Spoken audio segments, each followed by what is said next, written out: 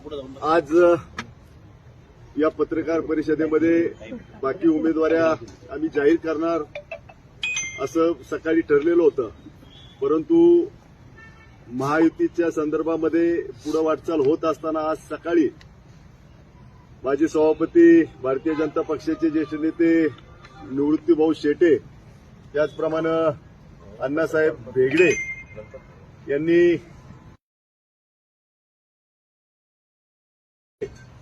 आणि त्यांनी आज संध्याकाळपर्यंत आपण त्याच्यामध्ये काही चर्चा करू असं त्यांच्याकडनं सांगण्यात आलेलं होतं. 7 वाजल्याच्या आतमध्ये संपुष्टात येईल आणि पुढे जाता येईल हा दृष्टिकोन समोर ठेवून आज पत्रकार परिषद बोलवलेली होती, परंतु आता पुन्हा एकदा त्यांचा निरोप आला. या संदर्भामध्ये आपण काही सकारात्मक पावलं पुढे टाकत आहोत. त्याच्यामुळे आज काही जाहीर यादी जी आज जाहीर करणार होतो ती आज न करता येणाऱ्या 2 दिवसामध्ये आपण जाहीर करणार आहोत. त्याच्यामुळे ज्या कारणासाठी आजची पत्रकार परिषद आपण बोलवलेली होती ती आपण फार काही पुढे न जाता ती या ठिकाणी स्थगित करत आहोत. त्याची नोंद आपण सर्व पत्रकार बंधू भगिनींनी या ठिकाणी घ्यावी. या ठिकाणी आपण स्नेहभोजनाची व्यवस्था केलेली आहे. त्याचा लाभ हे काही स्थगित ठेवण्यात आलेलं नाही, त्याचा लाभ आपण सर्वांनी घ्यावा अशी विनंती आपल्याला करतो. धन्यवाद. सांगा की तालुक्यामध्ये उत्सुकता वाढलेली आहे.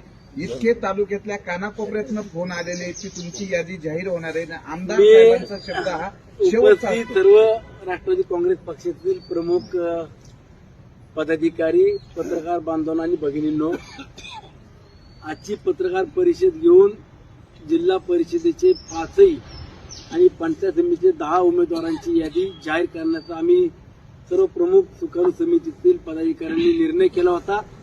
परंतु मागच्या 2 दिवसापासून भारतीय जनता पक्षाचे काही प्रमुख नेते मंडळी, त्यामध्ये निवृत्तीभाऊ शेट्टे असतील, स्वर्गीय दिगंबरदादा बेगडे यांचे बंधू अण्णासाहेबजी बेगडे असतील किंवा इतर मंडळी सुद्धा आमच्याशी चर्चा करतायत आणि त्यातून आपण पुढे सकारात्मकपणे जावं, आपण युती म्हणून एकत्रितपणे लढावं असं त्यांनी प्रस्ताव दिल्यावरती मी देखील स्वतः माझ्या पक्षातील प्रमुख मंडळींची चर्चा केली आणि त्यातून काही जागेंच्या बाबतीत त्यांना आमच्याकडनं अपेक्षित आहे. ती जागा द्यायच्यात. त्यामधले पहिली जागा मी तुम्हाला सांगतो, स्वर्गीय दिगंबरदादा बेगडे यांच्या कुटुंबातला जर व्यक्ती कुणी इंदोरी गणामध्ये उभा राहत असेल तर त्या ठिकाणी आम्ही उमेदवारी द्यायची नाही होतं. किंवा आज आपल्या माध्यमातून देखील पुन्हा जाहीर करतो की ज्या कुटुंबानं त्या तालुक्यामध्ये मोलाचं योगदान दिलं आणि युती म्हणून आपण तालुक्यात एकत्रितपणे जात असताना स्वर्गीय दिगंबर दादांना देखील ते आमच्याकडनं श्रद्धांजलीच असेल. परंतु आज फायनल चर्चा होऊन निर्णयावरती येऊ असं आम्हाला सगळ्यांना अपेक्षित होतं. परंतु आज भारतीय जनता पक्षाचे प्रदेश अध्यक्ष रवींद्रजी चव्हाण साहेब असतील आणि मुरली अण्णा मोळ यांच्याशी सुद्धा मी संवाद साधलेला आहे. काही माझ्याही इतर मंडळींची चर्चा सुरू आहे. पण आपल्याला एवढं सांगायचं की पंचायत समिती, जिल्हा परिषदेत जर त्यांनी आमच्या पद्धतीनं किंवा दोघांच्याही सकारात्मकपणानं जर पुढे यायचा त्यांनी निर्णय केला असेल तर आम्ही विचार करू. मात्र नगर परिषद आणि नगरपंचायत मी स्वतःहून प्रस्ताव दिलेला नव्हता.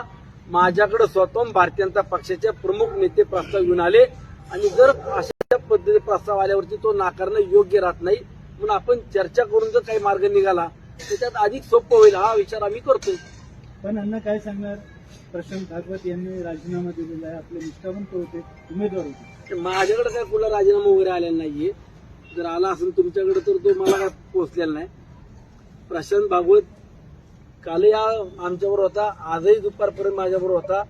संध्याकाळी सांगितलं होतं की आज आपल्याला काही निर्णय घ्यायचा आहे, परंतु त्याचा ब्राह्मणवाडीला त्यांनी काहीतरी घर बांधलं म्हणून तिथं काळजी कोकणाचा काहीतरी कार्यक्रम होता म्हणून मी तिकडे जाऊन येतो. तो अजून काय आलेला नाही आम्हाला त्यातली बाकी नाही माहिती त्यांचं एक पत्र व्हायरल झालंय आता सोशल मीडियावर. त्यांनी अध्यक्षांना पाठवलेलं पत्र, त्यामध्ये लिहिलेलं आहे की माझ्या पत्नीसाठी मी उमेदवारी मागितली होती, मात्र मग त्याची उमेदवारी कोणी कट केली? नाही त्यांची आयात आयात उमेदवार उमेदवार दिली जाते दिली जाते असं हे त्यांना बघा, त्याची उमेदवारी दिली का कट केली का कुणाला आयताला दिली का निर्याताला दिली अजून आम्ही जाहीर केली का? अण्णा, इथं अजून आमचा निर्णय आम्ही सांगितला का? ज्या वेळेला निर्णय होईल त्यावेळेला स्पष्ट होईल ना कुणाला दिली की नाही दिली. आज लगेच बोलणं की आज आम्ही अजूनही आमचा निर्णय काय, आता कोर कमिटीचे प्रमुख मंडळी आहोत. उद्या जर समजा युती म्हणून काय जनता पक्षाच्या नेते मंडळी ऐकावं लागेल, आमच्या इच्छुक उमेदवारांना ऐकावं लागेल, असं काही नाहीये. अण्णा, तुम्ही म्हणताय त्या पद्धतीने अजूनही तुमच्याकडनं अधिकृत यादी आली नाही. या अर्थी तुम्ही जे सांगताय ते सत्य मानलं पाहिजे की अजून उमेदवारी डिक्लेअर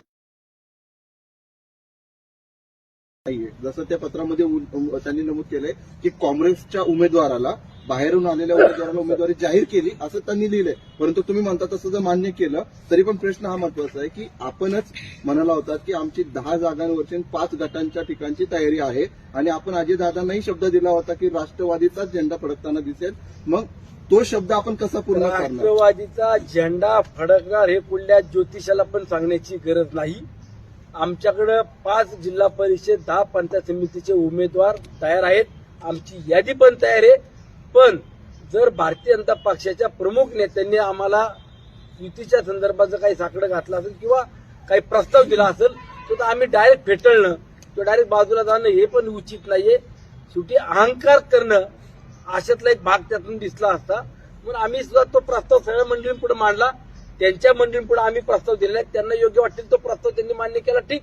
नाही केला तर आम्हाला 2 दिवसात निर्णयावरती यावंच लागणार आहे. स्थानिक नेत्यांनी काय प्रस्ताव दिलाय का? स्थानिक राज्यमंत्री आहेत तिथं, माजी राज्यमंत्री आहेत किंवा त्यांच्या पक्षाचे त्यांचेच प्रतिनिधी म्हणून कोर कमिटीतले प्रमुख निवृत्ती भाऊ शेट्टी आले ना, ते कोर कमिटीचे अध्यक्ष आहेत, तालुक्याचे प्रमुख आहेत ते. अधिकार दिले नाही, पण तुम्ही एवढं सॉफ्ट कॉर्नर भाजपला का देताय? जर तुमची निर्वाचित सदस्य आहेत तुमच्याकडे, सगळी तुमची तयारी आहे, तुमच्याकडून भाजपला सॉफ्ट कॉर्नर का दिलं जातं? शेवटी मी तुम्हाला बऱ्याचदा सांगितलं की राज्यामध्ये युती म्हणून भारतीय जनता पक्ष, राष्ट्रवादी काँग्रेस पक्ष असेल, शिवसेना एकत्रितपणानं जर पुढे जात असेल, माझ्या तालुक्याचं हित कशात आहे हे जर मी समजून काम करणार असेल,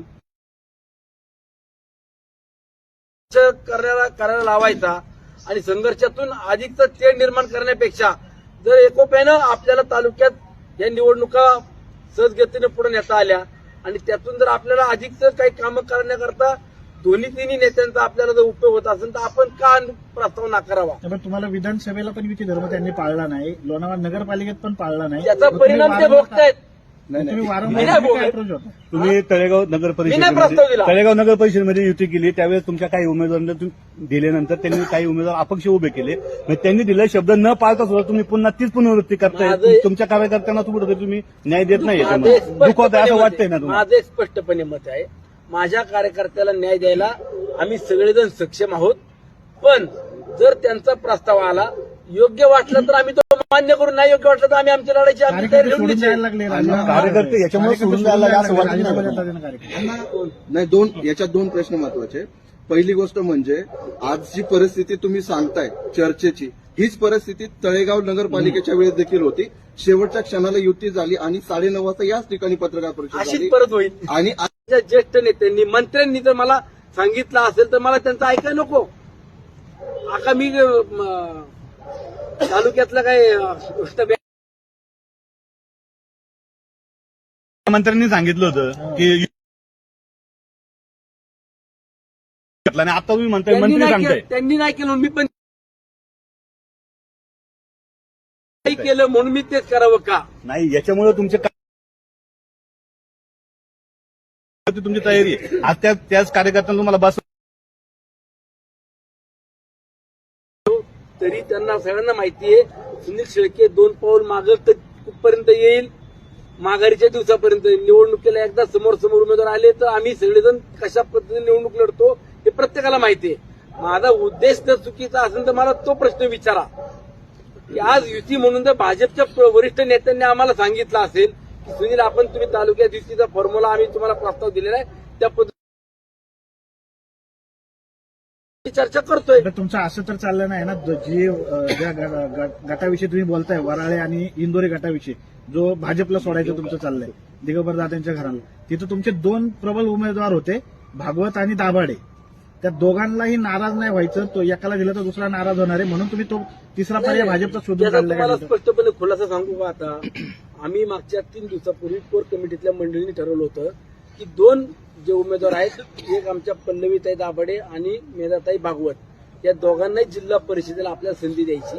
एकाला निवडून देता येईल आणि एकाला ऑप्शन मधून देता येईल. अशा पद्धतीने आम्ही तो प्रस्ताव दिला, दोघांनी तो मान्य केला. त्या प्रस्तावावरती किंवा त्याच्यावरती आता कुठली चर्चा राहिलेली नव्हती. पण त्याच्यात भारतीय जनता पक्षानं आम्हाला एक जागा द्या असं सांगितल्यावरती आम्ही त्याच्यावरती सकारात्मकपणे पुढे जायचं की नाही का आपण त्यांचा प्रस्ताव बाजूला ठेवायचा या निर्णयावरती आज आलो होतो. पण त्यांनी आम्हाला अजून काही कालावधी मागितला, आम्ही त्यांना कालावधी देतोय. निर्वाचित सत्ता होती, 25 वर्षे त्यांचं राज्य होतं, ते तुमच्याकडे एक जागा मागतात आता? कुठे नाही, प्रत्येक गटाचा विषय झाला. आता एक गट मागतात.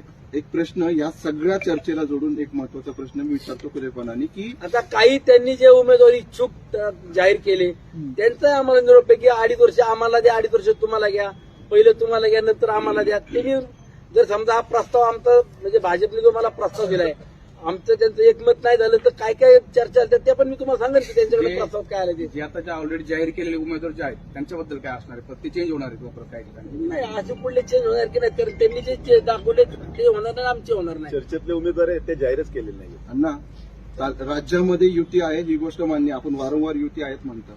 मात्र राज्यातली परिस्थिती बघता ज्या ठिकाणी भाजप स्ट्रॉंग असतं त्या ठिकाणी भाजपने राष्ट्रवादी काँग्रेसला नेहमी बाजूला सारलेलं आहे. ही गोष्ट नाकारता येणार नाही. आणि ज्या ठिकाणी मग राष्ट्रवादीने सोबळावर लढण्याची गरज पडली तिथं राष्ट्रवादी सोबळावर लढली. मावळ तालुक्यामध्ये नाही म्हटलं तरी राष्ट्रवादीची ताकद असताना, अजितदादांनी तुम्हाला सगळे अधिकार दिलेले असताना आपण वारंवार भाजपला सॉफ्ट कॉर्नर का देता? राजकीय वर्तुळात अशी चर्चा आहे की जाणीवपूर्वक आपण भाजपला सॉफ्ट कॉर्नर देताय, भाजपला तगवण्यासाठीचा एक प्रयत्न करताय. याचं कारण 2029च्या विधानसभेत आहे असं बोललं जातंय. ज्या अजितदादांनी 5,000 कोटीचा निधी दिला, पडत्या काळात साथ दिली, त्यांच्या सोबतच तुम्ही असणार का? आणि असेल तर मग भाजपला का तुम्ही इतका सॉफ्ट कॉर्नर देताय? लोक कोपऱ्यामध्ये अशी चर्चा करतात की सुनील शेळके प्रत्येक वेळी भाजपाच्या बाजूने बोलतात. येणाऱ्या पुढच्या पंचवार्षिकला म्हणून आता भाजप दाखवायचं काम करताय तुम्ही. आता भाजप दाखवायचं काम करताय तुम्ही. जी भाजप ऑलरेडी मावळातून संपलेली आहे त्या भाजपला तुम्ही काय जागवताय? याचं कारण काय? आतापर्यंत 10 वेळा सांगितलं की ज्या नेत्यानं मागच्या 25 वर्षात जेवढा निधी आला नाही तेवढा 5 वर्षाच्या मावळ तालुक्यात दिला. सुनील शेळकेला जे पाहिजे ती कामं मंजूर करून दिली. काय माझ्या तालुक्याकरता अजितदादांनी कमी केलं म्हणून मी असले काही उलटे सुलटे विचार करावे? पक्ष वाढवला पाहिजे, तुम्ही कार्यकर्त्यांना न्याय दिला पाहिजे. 1 मिनिट तुम्हाला मी सांगतो, माझा पक्ष वाढायला पुढे कमी आता. मग तुम्ही काय युती करता? माझी तळेगावमध्ये 28 पैकी 20 सदस्य आहेत, वडगावमध्ये 17 पैकी 10 सदस्य आहेत, लोणावळ्यामध्ये 27 पैकी 20 सदस्य आणि 1 नगराध्यक्ष आहे. पण एवढं जर आमचं सत्तेमध्ये किंवा आमच्या जर पक्ष मजबूतीने जर वाढतोय, मजबूतीने उभा आहे, तर आम्हाला काय दुसऱ्यांच्या कुबड्या घ्यायची अपेक्षा नाही. माझा स्वार्थ एवढाच आहे की उद्या जर महायुती म्हणून आपण राज्यामध्ये एकत्र असू तर मला मुख्यमंत्री असतील, दोन्ही उपमुख्यमंत्री असतील किंवा ग्रामविकास मंत्री असतील यांच्याकडनं अधिक निधी आणायला या सगळ्या युती म्हणून या फॉर्म्युल्यातनं पुढे गेलो तर फायदा होतो. दुसरा काय फायदा आहे? बंडखोरी वाढणार नाही का? बंडखोरी करायची, कुणाला अपक्ष राहायचं का कुणाला पक्षाकडनं राहायचं का तालुक्याचा विकास बघून एकत्र यायचं तो त्याचा व्यक्तिगत प्रश्न आहे. तुम्ही 2024च्या विधानसभेला वारंवार असं म्हणत होता की माझे कार्यकर्ते जे माझं काम करतात त्यांना दमदाटी दिली जाते, शिवीगाळ केली जाते. आता वेळ अशी आली आहे त्या कार्यकर्त्यांना जेव्हा न्याय द्यायचा आहे, म्हणजे ज्यांनी कार्यकर्त्यांना शिव्या दिल्या त्यांना तुम्ही 2.5 वर्ष देतात आणि ज्यांनी शिव्या खाल्ल्या त्यांना 2.5 वर्ष देताय. त्याला राजकारण म्हणतात. तुम्ही घेऊन कुठे चाललाय राजकारण? आपण कार्यकर्त्यांचा बळी जात नाही. बघा असं काही नाही. कार्यकर्त्यांना शिव्या खायला लावून राजकारणामध्ये निवडणुकीच्या काळात काही ठिकाणी संघर्ष होत असतो. कार्यकर्त्यांची मनं सांभाळणं, त्यांना न्याय देणं हे प्रत्येक जण आपल्या आपल्या परीने प्रयत्न करत असतो. त्यामध्ये आम्ही देखील आमच्या कार्यकर्त्यांना सहकार्यानं ज्या ज्या ठिकाणी न्याय देता येईल तो देण्याचा आम्ही प्रयत्न केलेला आजपर्यंत. फक्त मी मागाशी सांगितलं त्याप्रमाणे स्वर्गीय दिगंबर दादांच्या घरातली उमेदवारी जर आली तर त्या बाबतीत आम्ही सर्वजण सकारात्मकपणे विचार करू. मग दादाच्या मुलाची यावं असं वाटतंय का? त्यांनी त्यांची घरातली ठरवायचं ना. हा. दादांच्या सुनीला देणार आहे का कुणाला? मी सांगितलं दिगंबर दादांच्या घरातली उमेदवार आली तर आम्हाला सकारात्मकपणे आम्ही तिथे विचार करू. बरं, आता तुम्ही इतक्या दिवस राष्ट्रवादी काँग्रेसच्या इच्छुक उमेदवारांनी लाखो रुपये खर्च केले या समाजकार्यासाठी, त्यांचा काय विचार होणार? त्यांना कुणी करायला सांगितलं? आणि तुम्ही प्रत्येक कार्यक्रमाला तुम्हीच उपस्थित होते. मला कार्यक्रमाला बोलवलं मी जाणार, पण आज तुम्ही सुद्धा मला जेवायला बोलवलं मी येतो की तुमच्याकडे जेवायला. नाही, तुम्ही आता पण या, आणखी कोंबडे कापतो. चलो थँक्यू. अण्णा एक प्रश्न.